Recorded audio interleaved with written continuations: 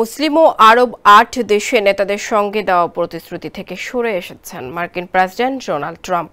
গেল মাসে ওই নেতাদের সঙ্গে বৈঠক করে গাজা নিয়ে বেশ কিছু প্রতিশ্রুতি দিয়েছিলেন মার্কিন প্রেসিডেন্ট, কিন্তু ইসরায়েলি প্রধানমন্ত্রী বেনিয়ামিন নেতানিয়াহুর ভেলকিতে ডিগবাজি খেয়েছেন ট্রাম্প। এর আগে সোমবার ট্রাম্পের সঙ্গে বৈঠক করেন নেতানিয়াহু। তারপরে ইসরায়েলি প্রধানমন্ত্রীর পরামর্শে নিজের গাজা পরিকল্পনায় পরিবর্তন আনেন ট্রাম্প। এতেই চটেছেন আরব কর্মকর্তারা।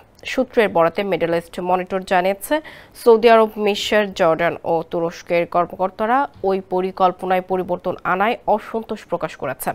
জীবন অবাক না করলে কে করবে? 28% মিল্ক ফ্যাটের অবাক করার সাথে ফ্রেশ মিল্ক পাউডার। জীবন অবাক করুক প্রতিদিন। পরিবর্তিত সেই পরিকল্পনায় এখন ফিলিস্তিনের স্বাধীনতাকামীদের সামনে উপস্থাপন করা হয়েছে। শেষ মুহূর্তের এই পরিবর্তনের শান্তির জন্য যৌক্তিক রূপরেখার পরিবর্তে ইসরায়েলের নিরাপত্তাকে অগ্রাধিকার দেওয়া হয়েছে। রোববার হোয়াইট হাউসের দূত স্টিভ উইটকফ ও ট্রাম্পের মেয়ের জামাতা জারেড কুশনারের সঙ্গে 6 ঘণ্টার ঊর্ধ্বদ্বার বৈঠক করেন নেতানিয়াহু ও তার ঘনিষ্ঠ উপদেষ্টা রন ডারমার। ওই বৈঠকেই উল্টে যায় পাশার দান। নেতানিয়াহুর প্রস্তাবে বিভিন্ন ধারায় উল্লেখযোগ্য পরিবর্তন আনতে মার্কিন কর্মকর্তাদের রাজি করাতে সক্ষম হন।